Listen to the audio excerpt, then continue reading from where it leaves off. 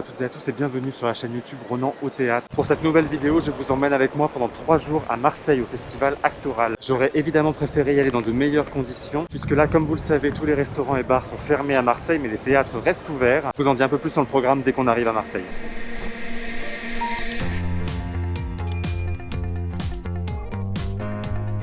C'est donc ma deuxième année au festival Actoral et clairement il faisait meilleur l'an dernier. Le programme de la journée il est très simple, il y a 2 spectacles à voir, 2 spectacles très serrés niveau timing et 2 artistes dont j'ai déjà parlé sur la chaîne. Mais ça on se le redit tout à l'heure parce que là je vais juste rejoindre l'hôtel, poser mes affaires et voilà. Et alors cet hôtel il est où? La différence avec l'an dernier est assez folle. L'an dernier je suis arrivé en pleine chaleur, il y avait un monde fou. Je viens d'arriver à la gare de Marseille-Saint-Charles. Puis là c'est la même période à une semaine près et alors ça n'a plus rien à voir.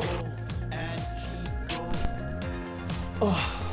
Je suis en train de faire un petit point sur le programme, là, tout ce que j'ai raté avant de venir. Il y a pas mal d'artistes en fait que j'avais déjà vus, c'est aussi pour ça que je viens un peu plus tard. Younes Aboulakoul, j'avais trop envie de découvrir son spectacle. Cherish Menzo aussi. Non, dans ceux que j'avais déjà vus, il y avait Tommy Milio, La Brèche, que j'avais vu au Festival d'Avignon. J'avais très envie de voir Jeanne Moineau et Anne-Sophie Turion, Ça reste entre nous. Le spectacle s'appelle Ça reste entre nous. Que j'avais découvert l'an dernier au Festival Actoral. Vous pouvez revoir la vidéo du Festival Actoral de l'an dernier sur ma chaîne. Dana Michel, Cutlass Spring, que j'avais découvert au FTA Montréal, qui était super.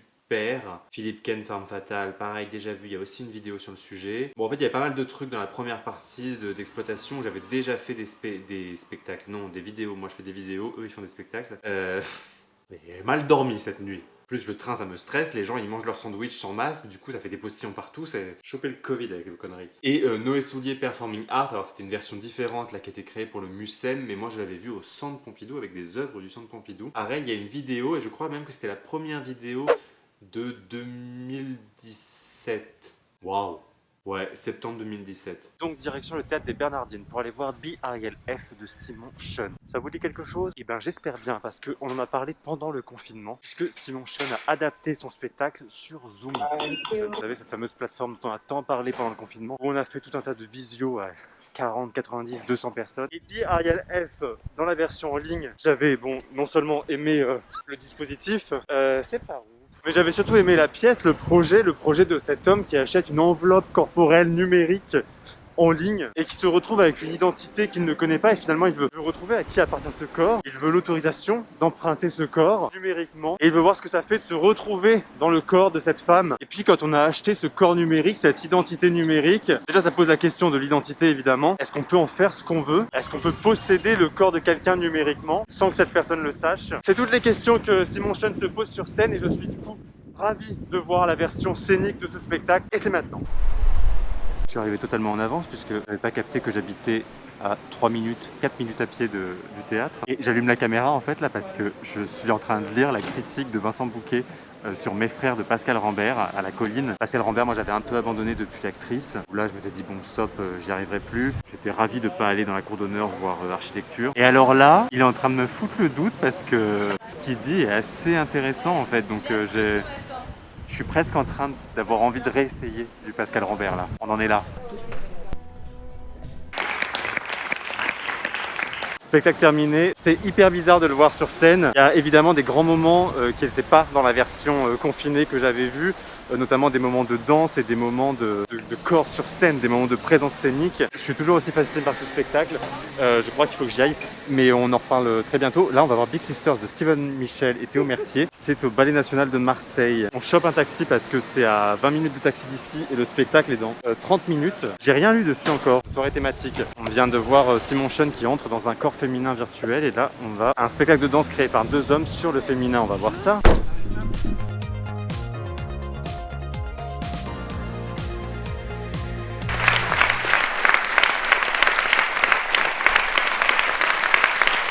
Et ben je suis un peu speechless en fait, je m'attendais tellement pas à ça. Je me suis pris une petite claque quand même esthétiquement. Ça m'a beaucoup rappelé par contre The Four Seasons Restaurant de Castellucci que j'avais vu je pense il y a à peu près 10 ans au Théâtre de la Ville. Sur la dimension gymnase, puisqu'il y a cette représentation du gymnase, de l'entraînement. Puis les costumes, surtout les costumes gris de blouse d'école en fait. Mais alors là par contre je pourrais pas dire grand chose de plus parce que je m'attendais pas à une telle narration qui irait aussi loin en fait. Et je suis un peu perdu et surtout il faut que je me renseigne sur le texte d'origine. Et je suis... Comment on dit Simon Sean? Scène. scène. Ça va? Ouais, très bien. C'est fantastique de pouvoir retourner dans les salles. Là, ça Là, c'est fait... ta première représentation depuis la fin du confinement ou... Non, non, là, ça fait 3 semaines que je tourne avec le spectacle. Et c'est vraiment hyper émouvant de retourner sur scène. Et est-ce que Ariel est aussi ému de revoir un vrai public ou Petite précision, Ariel est présente dans le spectacle uniquement par FaceTime, que ce soit dans la version avant le confinement, pendant le confinement ou dans la version aujourd'hui. En fait, elle n'a jamais arrêté, ça change rien pour elle. Alors, elle dit quand même que ça change quelque chose. Elle trouve que la présence est différente quand le public est réuni dans une salle. Donc, elle est aussi très contente que le spectacle puisse retourner sur les scènes, quoi. Et est-ce que vous dites à la fin sur le fait que vous aimeriez bien un jour vous rencontrer, enfin le faire vraiment, enfin qu'elle vienne vraiment, c'est vraiment un projet ou ça restera toujours comme ça? Alors, moi, je lui ai souvent proposé de venir sur scène avec moi. Elle m'a jamais dit non, mais la fois où est-ce que je lui ai dit ok, on achète les billets d'avion, tu viens. Là, il a plus répondu à mes emails, donc je pense qu'en fait, pour elle, ça lui convient bien cette distance par rapport au projet en fait. Bon bah merci, c'était une rapide interview. Merci beaucoup. Je suis vraiment content de l'avoir vu en vrai. Ouais, cool. Bah, merci d'être venu. Je viens d'arriver à l'hôtel. En fait, j'ai pas beaucoup filmé, mais j'étais à Montevideo. Hyper cool parce qu'il y avait tous les artistes qui étaient là. Et j'ai eu du coup le plaisir de croiser Simon Sen que vous avez vu en vidéo. J'espère que la vidéo est bonne d'ailleurs. Et puis j'étais pas du tout prêt à faire une interview surtout. J'espère que j'ai pas dit trop de conneries. Et puis j'ai aussi vu Steven Michel et Théo Mercier. Mais pour le coup, on n'a pas fait de vidéo. Et je pense qu'on essaiera de se voir demain après-midi pour reparler du spectacle, parce que alors, moi je sais toujours pas quoi en dire. Je peux ressortir mes notes ceci dit. Oui, et puis je voulais aussi voir ce texte. Fini le silence, enfin libre j'avance. On ne peut m'empêcher de parler. Bizarrement, en lisant le programme, je me suis pas trop attardé sur la notion de fresque cinématographique. J'ai presque été surpris de voir ça et de voir l'évolution narrative de ce qui se passait sur scène, alors qu'en fait, c'était dit, hein, c'est une fresque cinématographique. Ouais, je le disais, je crois, en sortant, mais je vais le redire ici, ça m'a beaucoup fait penser au tout début, à The Four Seasons Restaurant de Romeo Castellucci, parce que ça se passe dans un gymnase aussi, parce que c'est des filles qui sont dans un effort physique, qui ont des blouses d'écolières grises. Chez Castellucci, par contre, elle se coupe la langue avec des ciseaux. Je me souviens très bien de cette image assez atroce. Là, c'est tout l'inverse. Elle se coupe clairement pas la langue, elle parle et on va pas les empêcher de parler. Et la narration est très belle, ça évolue. Donc, il y a l'image de ce coquillage qui va se transformer en vagin, qui va devenir une découverte de la jouissance, du plaisir. En fait, c'est une croissance, hein. C'est de l'enfant, de l'innocence à se découvrir femme par la sexualité, à se découvrir femme guerrière, à s'éduquer au combat. Il y avait beaucoup de noms de femmes qui défilaient en arrière-plan à un moment et je ne les ai pas retenus, j'en ai noté aucun. Et en même temps, je me faisais des réflexions, les voyant. Il y a des noms qui appartiennent à la mythologie. C'est des noms de grandes femmes, je pense. C'est de grandes figures féministes en tout cas. Ou alors j'affabule complètement. Prenant appui sur les guerrières, l'épopée utopique de l'écrivaine féministe militante Monique Wittig. Monique Wittig. Le corps lesbien, les guerrières, la pensée straight. On est en plein dans l'actualité, dites-moi. Les guerrières, le résumé, c'est paragraphe après paragraphe, le roman décrit la vie, les rites et les légendes d'une communauté entièrement composée de femmes, vivant entre elles, partageant une sexualité lesbienne. Elle rejette les images de la femme pour sortir de l'aliénation. La deuxième moitié du roman raconte la lutte armée de ces femmes contre certains hommes qui veulent combattre leur liberté. C'est un peu la thématique de la polémique autour d'Alice Coffin en ce moment, hein. D'ailleurs, sur Alice Coffin, très sincèrement, je pense qu'il faut éviter de lire les articles critiques de son livre qui se basent sur des citations et peut-être juste essayer de lire le livre dans son entièreté et d'essayer de comprendre la pensée parce que je suis pas sûr que la caricature qui soit faite de ses propos en ce moment lui rende vraiment justice. Mais bien que je pense qu'on puisse être complètement désaccord avec certains points qu'elle aborde, hein, c'est pas la question. On peut au moins lui laisser le bénéfice d'avoir une pensée construite et de pas être aussi bête que ce qui en ressort dans la presse. Je me suis éloigné là. Moi, ce qui m'a surpris dans ce spectacle, c'est que à chaque étape, je ne voyais pas les choses arriver et il fallait toujours quelques secondes avant que je me rende compte qu'on avait franchi une étape. Parce qu'on installe par tableau et justement parce que ça fonctionne par ellipse et par coupure très cinématographique. Maintenant que j'ai une vision globale de l'œuvre et que je l'ai en tête, je vois la continuité narrative, alors que pendant le spectacle, j'étais surpris de chaque étape, pas comme s'il n'y avait pas de connexion entre les tableaux, puisque je les voyais bien, ces connexions, comme si le fil narratif était vraiment haché, alors que là, je le vois vraiment comme un fil. Je sais pas si c'est très clair ce que je dis. Je vais me coucher du coup. Allez, bonne nuit. Acte oral jour 2. Ce matin, j'ai rien avant 17 h aujourd'hui, donc je vais commencer le montage de la vidéo, j'ai envie d'aller me promener un peu vers le Vieux-Port, parce que je suis pas très loin, et on va essayer de voir si Steven Michel et Théo Mercier sont dispo en début d'après-midi, pour qu'on fasse une petite interview ensemble. J'ai regardé les rushs hier soir de la vidéo avec Simon Sen. Je pense qu'on était toutes et tous très fatigués, il était déjà bien tard quand on a tourné la vidéo. En plus ça faisait quasiment 3/4 d'heure qu'on discutait, et puis c'est au bout d'un moment j'ai eu l'idée, je me suis dit mais attends, mais je vais sortir ma caméra et puis on va juste faire quelques images quoi, mais c'était pas du tout prévu. Donc c'est clairement pas la meilleure interview que vous avez vue sur la chaîne, mais en tout cas j'étais vraiment content de le rencontrer et qu'il puisse apparaître un peu à l'image, parce que j'aime vraiment beaucoup ce spectacle et cet artiste. Du coup j'ai envie de découvrir la suite de son travail maintenant. Bon allez, on se lève un peu là. La question du jour, c'est quand même où est-ce qu'on bouffe? Je voulais vous parler d'un truc, de masques, parce que j'ai commandé des nouveaux masques, parce que mes masques en tissu à moi commençaient à arriver à terme. Et j'ai commandé ces masques, ça s'appelle Mask of Art en anglais, Mask M-A-S-K. C'est le compte Instagram of _art qui les a lancés. Il y a plusieurs collections de masques et des artistes qui ont dessiné les modèles. Il y a plein de modèles différents. J'ai aucun partenariat, aucune sponsorisation avec eux, hein. Je vous en parle parce que j'ai trouvé ça bien. Ça coûte 50 € le lot de 10 masques en tissu réutilisables, donc 5 € le masque, donc tout à fait les prix d'un masque en tissu, même moins cher que certains masques en tissu. Et pourquoi je vous en parle, c'est parce que chaque lot de masques, en fait, sur les 50 €, il y a 15 € qui est reversé à une association. En l'occurrence, moi j'ai pris le lot dont les 15 € sont reversés à l'association Le Refuge. Le Refuge, c'est une association qui aide les jeunes LGBT qui sont mis à la porte de chez eux lorsqu'ils annoncent qu'ils sont LGBT à leurs parents, et qui donc leur trouvent un logement et évitent qu'ils se retrouvent à la rue. Vous avez aussi une collection pour le SIDAction, et vous avez aussi une collection pour les Restos du Cœur, et une autre dont j'ai oublié le nom. Pour chaque lot, c'est des artistes différents avec des collections différentes. Moi par exemple, celui-là, là, c'est Aurel Lost Dog, l'artiste que je ne connaissais pas, mais que je suis content de découvrir. Et surtout, regardez, c'est marqué, alors on voit pas très bien, mais Art Lover, ce qui me correspond bien, non? Je voulais vous en parler parce que non seulement c'est important de porter un masque, mais en plus quand c'est solidaire, c'est encore mieux. L'an dernier, je suis venu sans m'arrêter sur une plage. Elle est un petit peu froide par contre, hein.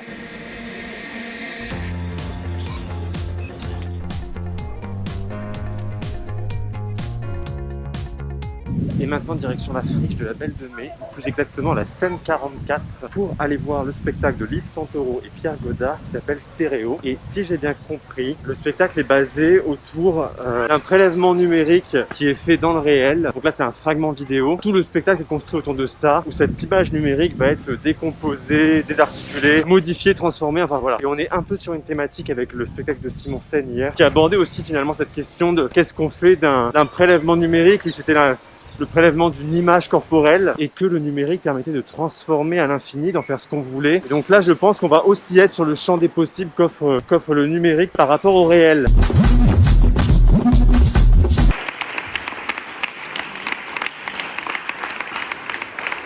Il était étonnant ce spectacle qu'on vient de voir, parce que toutes les composantes en fait fonctionnaient pour moi. C'est-à-dire que esthétiquement, je trouvais ça très beau. La partition corporelle, je la trouvais intéressante dans son évolution. La partition sonore est vraiment bonne, la partition sonore par contre. Il y a une montée en puissance qui est dingue. Et même le concept de base, en fait, je le trouve intéressant. L'annonce qui nous est faite au début, c'est que on a un mec qui est à New York, en direct de New York, qui va retranscrire en direct un verbatim d'une vidéo de Lys Santoro. Et donc narrativement, en fait, on suit tout ça et l'évolution se fait bien. Et pourtant, soit il me manque une clé de compréhension, soit il y a quelque chose que j'ai pas perçu dans ce qu'il voulait raconter, parce que en fait au final ça me racontait rien. Et le seul moment où ça m'a un peu rattrapé, c'est sur la fin. On a une montée en puissance comme ça qui va du début jusqu'à quasiment les 3/4 du spectacle. Ça monte, ça monte, ça monte, et moi c'est là que ça m'a un peu perdu en fait, parce que je trouvais ça pas très intéressant, cette progression narrative. Et finalement, quand il y a un stop et qu'on repart un peu à zéro, on reprend toujours cette même partition corporelle qui évolue. Bon, c'est pas non plus le truc le plus original qui soit, hein, reprendre toujours la même partition corporelle et de la faire évoluer. Mais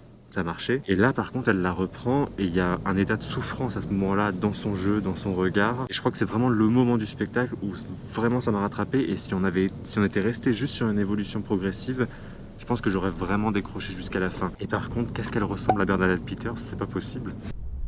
Et maintenant, on va à l'impasse Montevideo, à Montevideo en fait, tout simplement, pour aller voir Tim Spooner et Renaud Herbin pour Hiding Shadows. Quitter les humains, les dépouiller de leur pouvoir d'agir sur les choses. On reste dans une thématique très abandon du corps. Hein.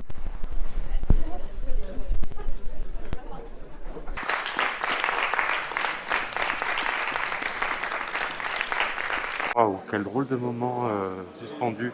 Effectivement, de quitter les humains, c'est ce qu'il dit dans le programme, je comprends mieux. On rentre dans cette salle où il n'y a pas de siège, on peut tourner autour d'un bloc avec une paroi qui pivote. Et puis il y a juste cette petite trappe qui permet de faire passer des parties du corps. Il y a tout un jeu d'éclairage, d'ombre et de lumière. Ça m'a beaucoup fait penser au spectacle de Philippe Serre, je crois, Vacuum, qui joue comme ça sur le visible et l'invisible. Et puis cette matière en toile, noire, tout est dans un monochrome noir en fait.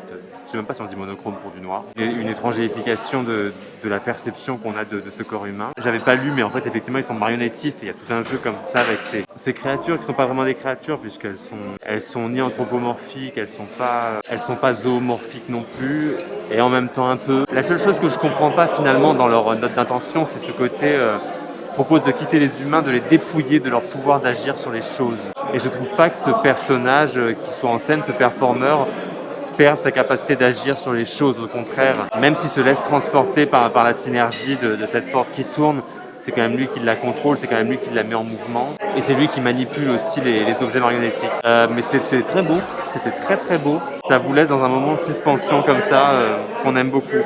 Et là, j'enchaîne avec 3 lectures. J'avais pas compris, moi je pensais que je voyais que 7 spectacles en tout, mais non. Je commence à 20h30 dans 5 minutes là avec La fille du père de Laure Bourrège. J'ai un tas de billets en fait là sur la table, ça n'a pas de sens. Ouais, il y avait un truc sur John Giorno aussi, j'aurais trop aimé voir. J'avais vu une expo au palais de à Chaillot de John Giorno. Ah voilà. Donc Laure Bourrège, La fille du père. C'est une soirée édition POL. Ensuite Rebecca Liguieri, Il est des hommes qui se perdront toujours. Et ensuite Anne James Chaton. J'allais dire 3 autrices, mais je pense que Anne James Chaton n'est pas une autrice. Voilà, Anne James Chaton est un homme. Donc 2 autrices et un auteur ce soir.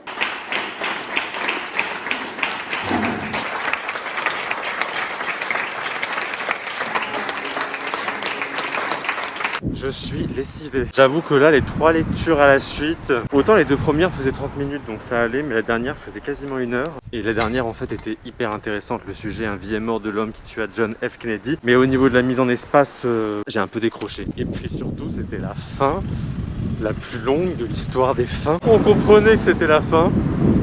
Et en même temps, ça a continué, ça a continué. Alors là, déjà, première chose, je me dirige vers une pizzeria qu'on m'a conseillée, que Lucie, qui est une des attachées presse du festival, m'a conseillé. C'est aussi l'occasion de la remercier. On parle rarement du travail des attachés presse, parce que n'allez pas croire que ce petit séjour à Marseille, avec tout ce planning de spectacles, ces taxis qui m'attendent à la sortie des spectacles quand il y en a besoin, parce qu'il faut enchaîner rapidement, n'allez pas croire que je fais ça tout seul. Si tout ça est si bien organisé, c'est quand même grâce à eux. Elle est encore ouverte, cette pizzeria au moins, parce que ça devait finir à 23h, il est 23h30. Oh, mais c'est loin, j'ai faim. Bon, si je reviens dans l'ordre sur les spectacles, j'ai failli mourir écrasé. La fille du père de Laure Bourrège. Est-ce que la lecture d'extrait m'a donné envie d'acheter le livre ? Potentiellement, je dirais. Ce qu'elle décrit par rapport à son père, à l'omniprésence de son père dans sa vie et au poids qu'il représente, le poids de ses mots, l'impact qu'il a sur elle, alors même qu'elle essaye de s'en détacher à tout prix. C'est assez fort et assez justement retranscrit sur ses violences et sur ses forces passives. Et ça, j'ai beaucoup aimé. Après, en 30 minutes, je voyais les feuillets qui tournaient. Effectivement, évidemment, elle a sauté énormément de passages. Mais en tout cas, j'ai trouvé la langue extrêmement intéressante. On est en train un parler quotidien et en même temps une langue beaucoup plus soutenue. Et il y a quelque chose de l'ordre des deux en fait, ça qui m'a beaucoup plu. Et elle aborde cette délicate question de se libérer des parents, de se libérer de leur jugement. Putain, tu vas voir que ça va être fermé la pizzeria. Putain, c'est fermé. Mais je vais manger quoi? Il est 23h30 dans une ville assaillie par le Covid. Mais c'est pas drôle du tout en fait.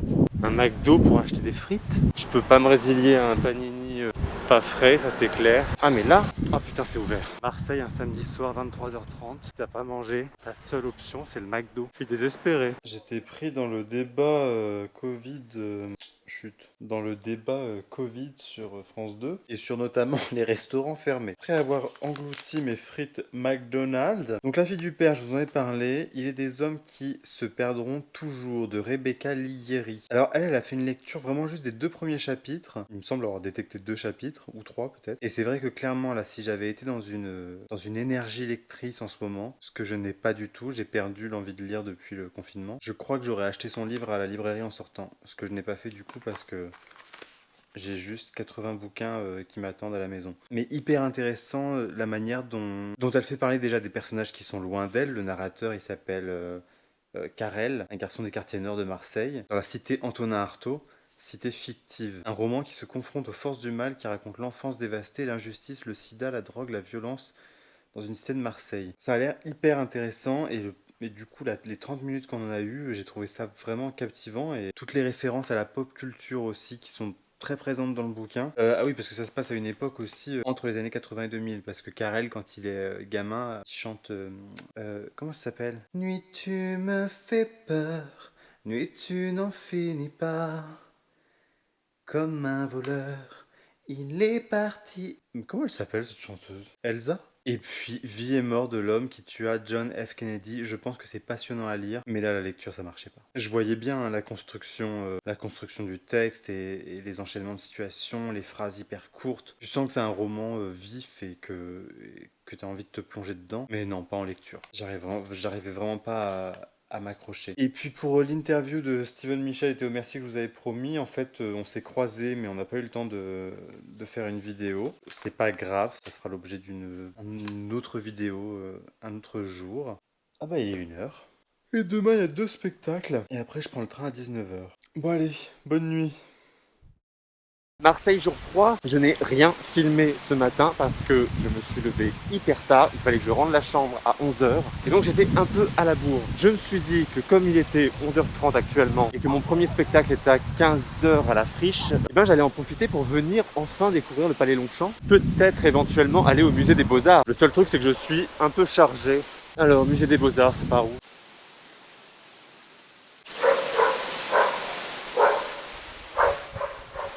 Ah là c'est là. Bon bah c'était une visite rapide, les sacs de voyage ne sont pas acceptés. Donc qu'est-ce que je vais foutre jusqu'à 15h moi? Bon, la bonne nouvelle c'est que la friche de la Belle de Mai est ouverte, que j'ai trouvé à manger. Ce merveilleux curry de pommes de terre et pois chiches, c'est quand même beaucoup plus sympa que le McDo d'hier. Aujourd'hui donc il y a 2 spectacles ici. Il y a Laborious Song de Dinah Ashby, qui est une chorégraphe canadienne. Alors, le spectacle était passé au Off Théa, mais je l'avais pas vu moi. Et j'avais très envie de le voir parce que dans le teaser, c'est une des images les plus fortes, je trouve.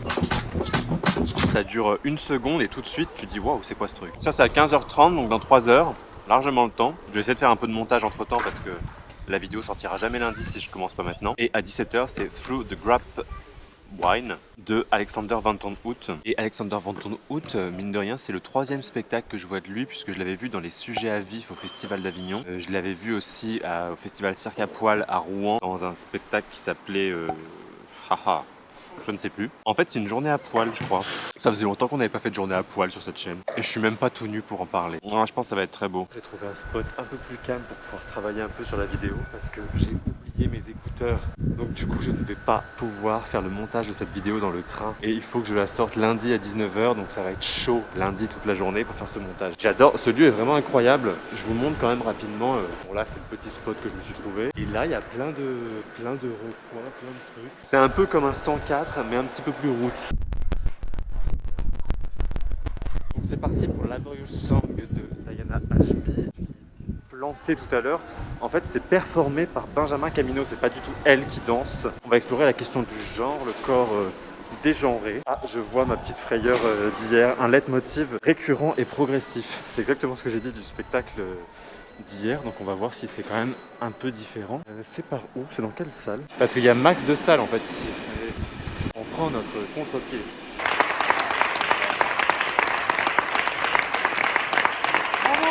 C'est une expérience qui est vraiment exigeante et demandante au début. Et de manière générale, je trouve que c'est comme ça aussi qu'il faut aborder la danse contemporaine, c'est que c'est toujours quelque chose qui demande du temps, qui demande de l'observation, qui demande de l'empathie pour comprendre où on veut nous emmener. C'est pas des récits qui sont efficaces. Efficaces dans le sens où on nous exposerait dès le début un problème et on saurait à peu près où on va. Non, là on sait pas où on va. Et ce qui se passe, c'est qu'on a un motif chorégraphique qui est décliné, répété. On a une monstration de l'effort physique. Ça, c'est vrai que c'est la grande différence avec la danse classique par exemple, ou l'acrobatie même, où l'effort ne doit pas être montré. Là, l'effort est visible. Il y a un essoufflement, c'est grimaçant par moments. Cette répétition du motif, elle va aussi avec la thématique de la répétition du geste, dans le sens répéter un spectacle. Elle va dans la recherche de mouvement et dans l'échec en fait de ce mouvement. Et on comprend ça parce qu'on a une alternance de ce corps performatif extrêmement tendu, extrêmement en tension, et puis un corps beaucoup plus détendu qui va se mettre en place, qui va se préparer à la mise en tension, qui va se préparer au moment performatif. Et il y a un échec de cette recherche de mouvement, il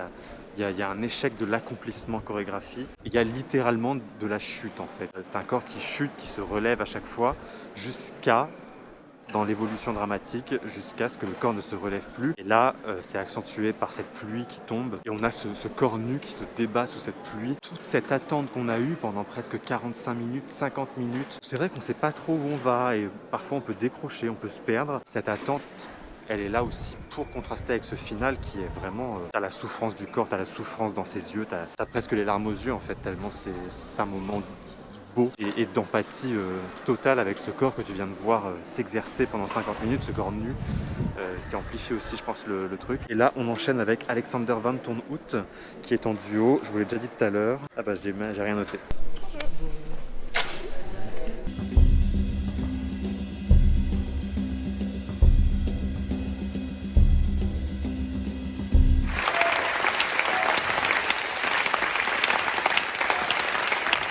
Qu'est-ce que c'était beau! Ce que j'adore avec Alexander Van Toornhout, c'est qu'il mélange vraiment deux styles. C'était à la fois extrêmement acrobatique, et donc il y a la performance physique de l'acrobatie, et puis il y a aussi la dimension de danse contemporaine. Ce qui est très beau dans ce spectacle, c'est qu'on a donc deux corps, et ces deux corps se présentent leurs différences, et une fois qu'on a passé ces différences, il y a une recherche d'un centre de gravité commun, centre de gravité en danse. C'est ce qui permet de rester en équilibre, de tenir en équilibre. Et là, les deux vont se réunir, vont mélanger leur corps pour trouver ce centre de gravité en commun, pour presque fusionner en fait. Et vraiment, je trouve qu'il n'y a aucune dualité entre les deux corps. Et ce qui est même beau, c'est que cette fusion, bon, forcément, il y a de l'érotisme. Hein. T'as deux corps comme ça qui dansent ensemble, quasiment nus, en train de suer, t'as des regards, t'as de la proximité. Il y a un moment qui est...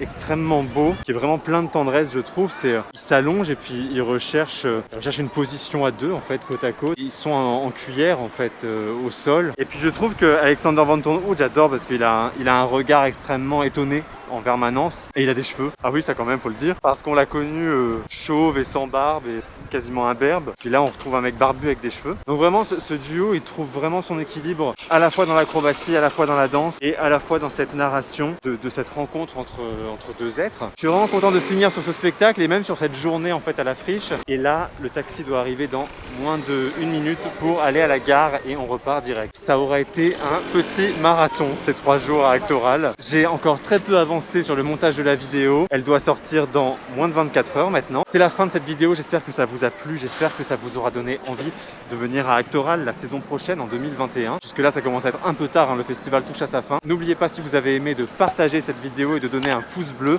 Et puis surtout de vous abonner à la chaîne en cliquant sur un bouton qui ressemble juste à ça. Sans oublier évidemment d'activer la petite cloche pour être notifié de chaque nouvelle vidéo. Et puis je vous dis à très bientôt pour une nouvelle vidéo au théâtre.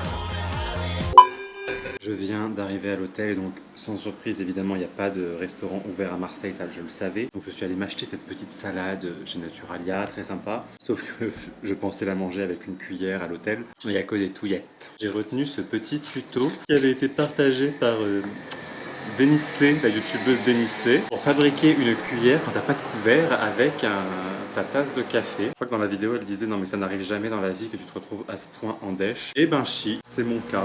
Et voilà, on a une cuillère.